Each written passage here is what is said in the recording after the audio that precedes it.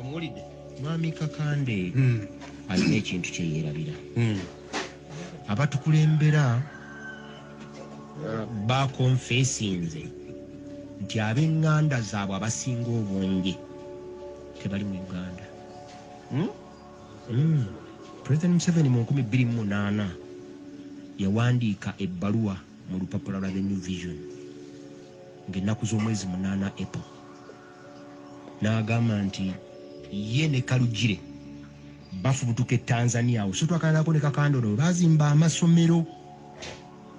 Bwe yamaliriza ekyo omwaka guno bwe yabadde ng'atongoza kino ekidumu ekitwala amafuta eri e Tanzania gye yabadde wa Suluwu yagambye Suluwu nti Tanzania yegenda okufuna emirimu emingi naye ekyo tekinjigula ttama kubanga abooluganda lwange abasinga obungi bali Tanzania.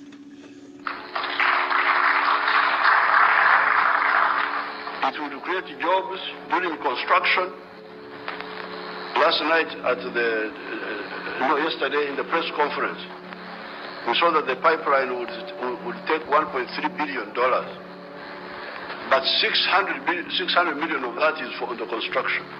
And then the other 270 something is on the factory which they will put in Gunga to heat the sections and so on. And then internal transport. So almost 900 million will be spent, mainly in Tanzania actually, because the portion of Uganda is small. But I don't mind because many of my relatives are in Tanzania, so.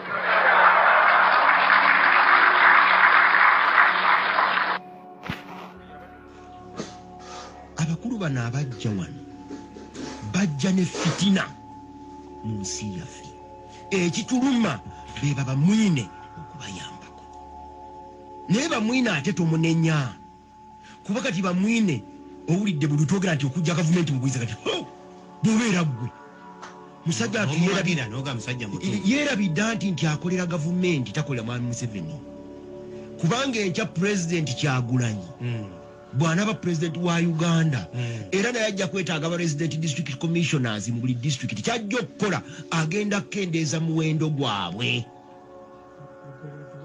agenda kuteekawo ofiisi nga zikola najja wano nenkugamba twali ne bamwinooyo ng'amafuta galinnye ebbeeyi nenkugamba nti ekirinyisiza amafuta ebbeeyi si bino bye batugamba mbu ebimotoka ababivuga beekalakaasa. Minisita n'atugamba n'otugamba mu bimotoka bisimbye olulayini lwa mayiro 26 eri munda mu Kenya era n'olwekyo weiveeyo tugijjeewo ebimotoka bitandika okuleeta amafuta bukyanga bajjawo bye baali batulimbye nti bye biganya amafuta nakujjukiza nti waliwo ejje n'omu mu magye myaka guli nga tetunajja mu kulonda yakweka sukaali n'ava ku 32 n'atuuka ku 1,100,000 tewaliwo bbula lya muswabuni tewaliwo bbula lya mafuta nina minisita gwe nawulidde ku rediyo ng'agamba nti twekyo kitegeeza abalima ebinazi tubongere ettaka basimbe ebinazi ebipya ekinazi kitwala emyaka 5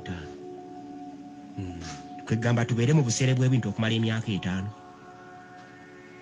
bajjajjaffe bakolerera ensi eno Evans kankubuulire jangu mu bugakantandikibwa mu mukono bw'okwata n'okyamira emukono n'okwataliridde enkoko njeru waliwo awagubira ogwali ogunene nnyo kati nnimiro ya miti awo waliwo ne baali bagira bayitayo kituuza eryo lyali ttaka lya jjajjaffe kituuza nga basomesezaayo ebyobulimi nga bakwatagana n'entaawo bajjajjaffe baaleka ettaka eryo ng'ekyo kibira okunnyogoza mukono ekitundu ekyo kyonna enkuba etonnyewo emmere ebenga weeri kati ogenda mu kitundu ekyo n'osangawo loole ng'ereesa obumonde obuzungu ereesa lumonde obumonde obuzungu ng'ebujja waba bamwine Owemmeme mu mpattakudde eri wonna awo mukono genda paka nkoko njeru bwotyo natandikira kyetume namayiba ng'ereesa obumonde obuzungu ng'ebujja waba bamwine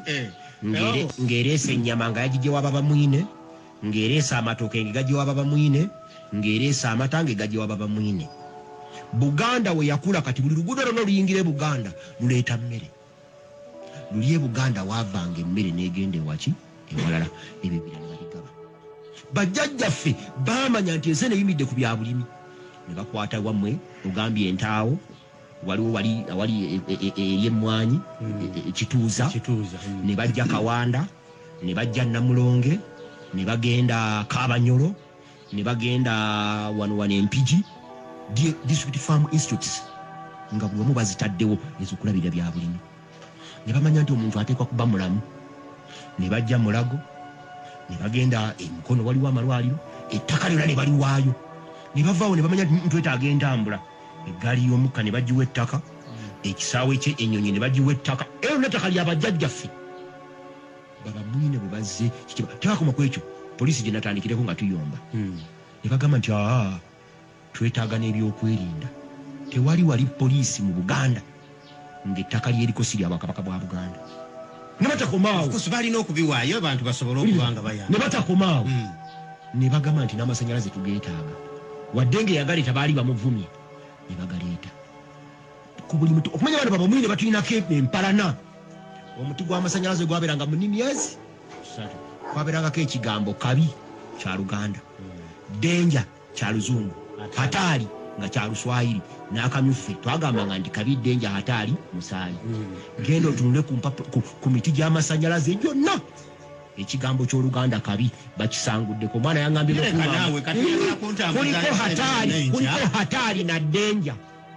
Omwana yaŋŋambye nti ne kkale emmyufu tugenda gijjako olwa NUP bateekeko ki ddala gye banaayagala basekyo wasigale nga weeru.